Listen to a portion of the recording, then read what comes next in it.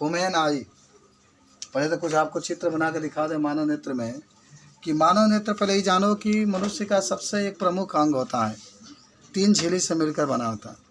सबसे बाहर जो झिल्ली होता है दीर्घ पटल, बीच वाले का कोराइड, अंदर वाला का रेटिना, प्रकाश शिरा वगैरह सब होता है। तो आइए पहले चित्र बनाते हैं।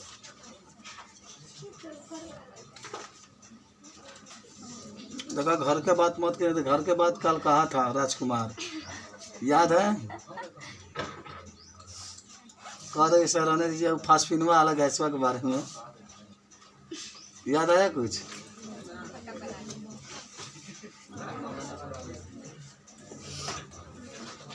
हमारा सामने घर के बात ना जौन होके तो नहीं जाए,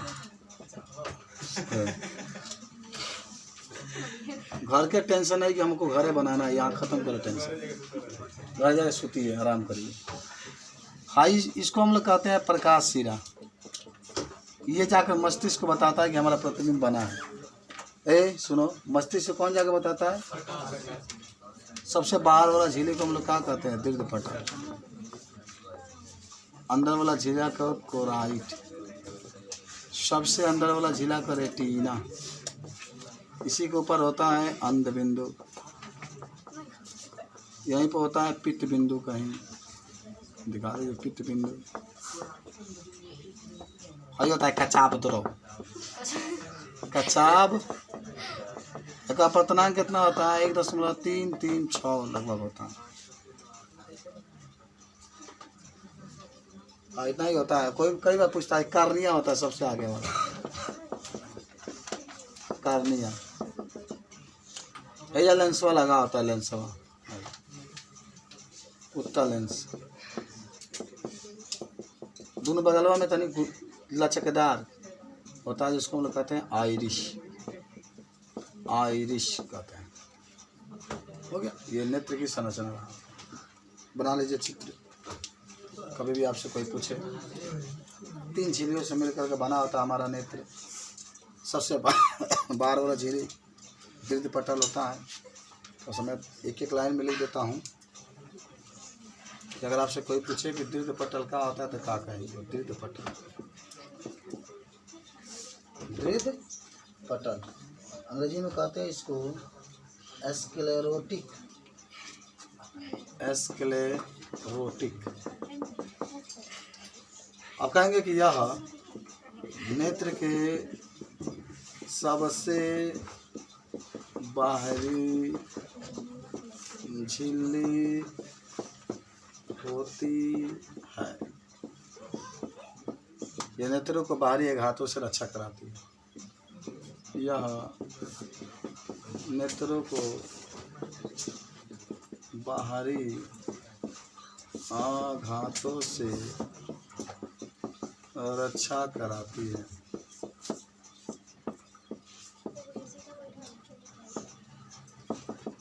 चलिए, दूसरा का आपका होगा कोराइड।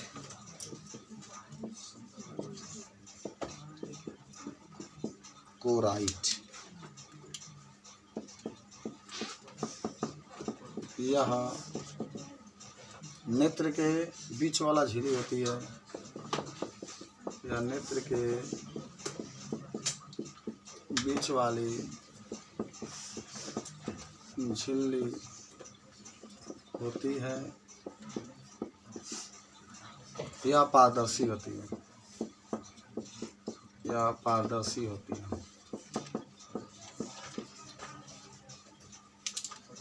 इसे आप लिख सकते हैं रेटिना। रेटिना। अच्छा, रेटिना का दूसरा नाम भी आपको याद है क्या? हाँ, रेटिना का तो दूसरा नाम होता है, उसको हम लोग क्या कहते हैं? दृष्टि पटल कहते हैं। आपका ही भूलिएगा मत।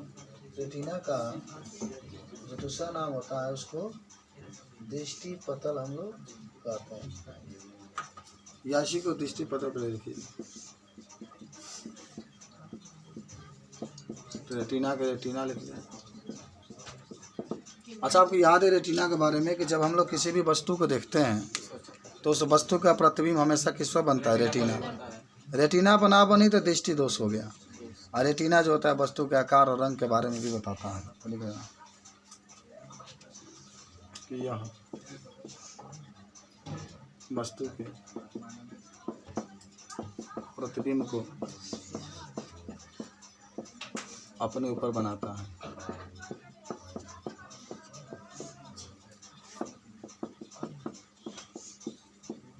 तथा वस्तु के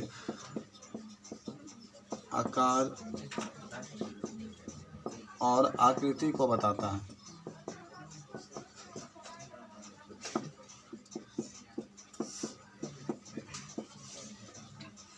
प्रकाश शिरा तो याद होगा ना, ये मस्तिष्क को जाकर बताता है कि प्रतिबिंब बना है। प्रकाश शिरा एक कनेक्शन मस्तिष्क होता है। यह मस्तिष्क को जाकर बताता है कि प्रतिबिंब बन चुका है।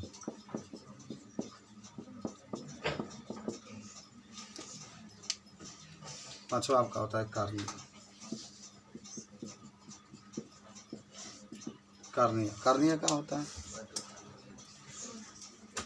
कि जब किसी वस्तु को देखते हैं तो उसका प्रकाश किसके ऊपर पड़ता है? कार्निया के ऊपर पड़ता है, कहते हैं नहीं पड़ता। देखा ना कि सर्वप्रथम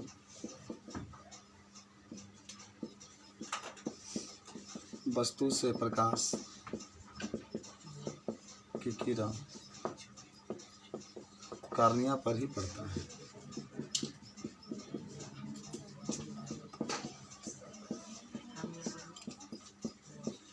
कार्निया पर ही पड़ता है। ऊपर लिख लियो।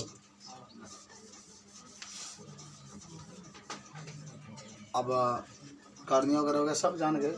एक आपका होता है, जानते हो कहाँ? अब यहाँ से पुतली की विशेषता, पुतली की विशेषता का आपको मालूम है? पुतली की विशेषता का जब बहुत अधिक प्रकाश आँख के अंदर प्रवेश करता है तो पुतली सिकुड़ जाती है। और कम प्रकाश में पुतली, जब अधिक प्रकाश की किरणें पुतली के अंदर प्रवेश करती है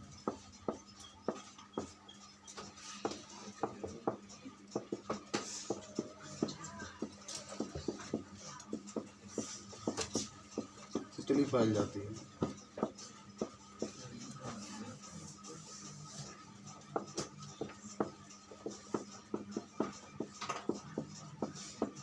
तथा कम प्रकाश की किरणें प्रवेश करती है।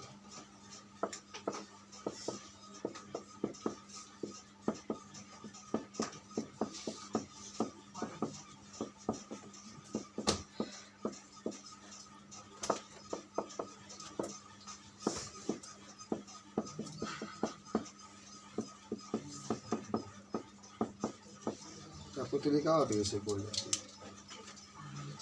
एकदम पुतली की विशेषता याद रखना, मैं बता दिया। सब लोग नीचे वाला लिख लिए।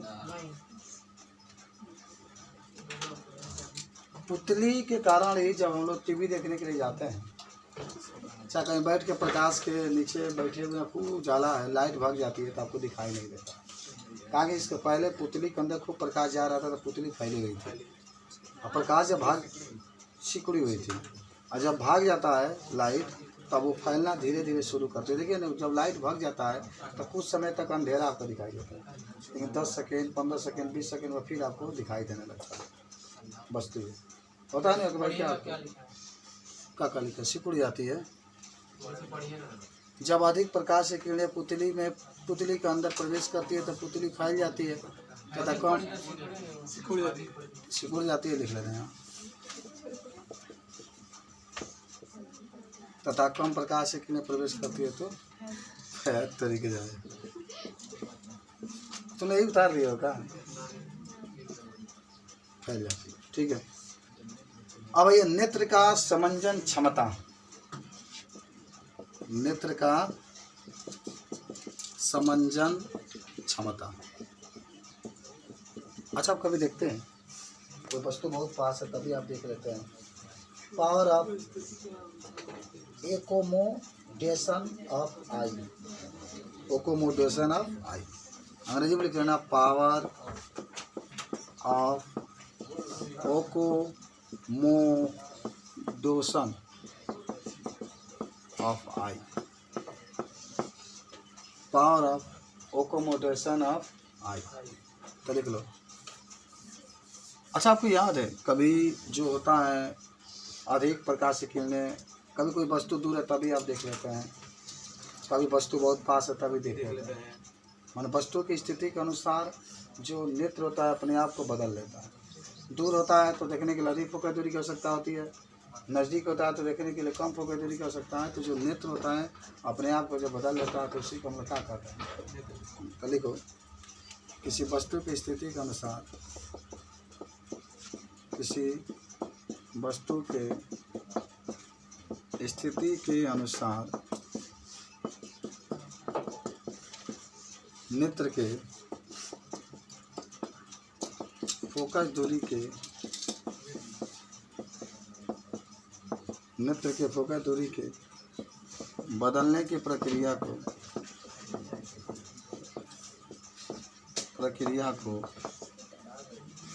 नेत्र का समंजन क्षमता कहते हैं।